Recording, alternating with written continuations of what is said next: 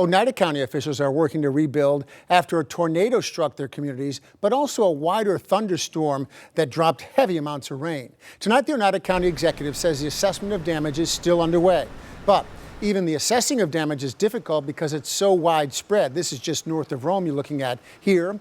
Oneida County is also in the early stages of examining a different kind of warning system that they'd like to have in place, and whether some people who needed to get alerts didn't. The county executive also offered condolences for the 3 individuals who lost their lives when an EF1 tornado struck Clark Mills. The loss of life is something that can never be explained the right way or acknowledged any other way. It really lets you know how precious our time is and how things can happen very quickly. The storm brought a tree down on the home of 6-year-old twin girls, Emily and Kenni Bisson of Clark Mills. Their mother survived.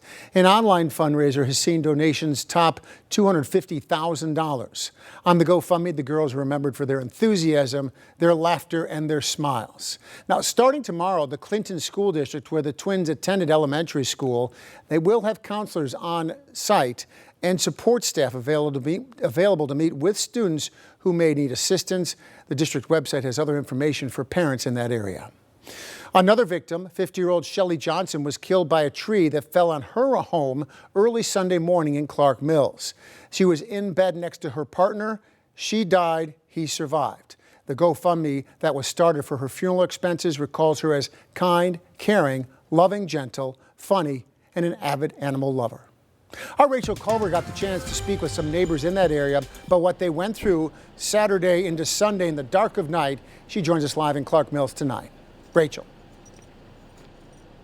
Matt, the crews here in Clark Mills in this area have been working for the better part of 2 days to clean up that damage and debris, and that includes the fire department here where I stand. Crews have been out for so many hours over the past 2 days. Neighbors that I spoke with today actually relived the moments of what they felt, saw, and heard during the storm and what they continue to feel now. For the past 2 days, the area in and around Luna Abdella's home has been full of crews working to address damage and clear debris. She's even made friends with the linemen. But in the moment, she felt a lot of emotions. I was scared. I was sad. Trees were falling down everywhere, and my mom saw orange a little bit. It reminded me of like a booming sound, and it went like thunder and lightning. A tornado touched down in Clark Mills early Sunday, leaving a path of destruction. The storm led to the deaths of 3 people.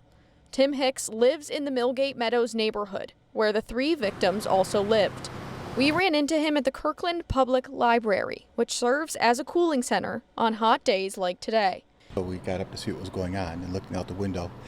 Big picture window, the wind coming right towards us, and so we watched our neighbor's trees were just bending over and hitting his rooftop, and we were just in awe about what was going on out there. His home received no damage, but just doors away, a different story.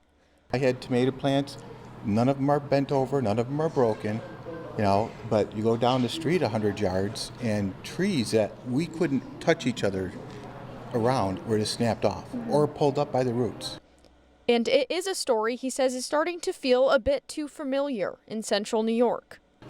Tornadoes were out west. We didn't have tornadoes, and all of a sudden now it seems we're having them all the time. As for Luna, she credits her uncle, a Clark Mills firefighter, for all the work he did to help people over the past few days. He makes sure everything was good and secured. He made everything come back. And he made the power on. Clark Mills is strong. Are you?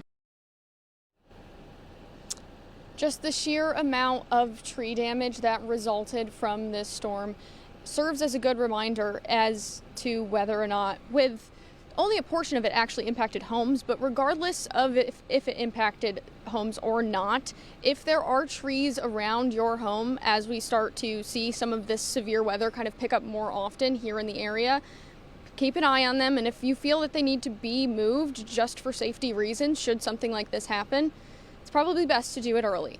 In Clark Mills, I'm Rachel Culver reporting. Well, thanks for introducing us to Luna. She's pretty special and representative of a very nice community where something really bad happened, Rachel. Thank you very much. Appreciate that. Coming up on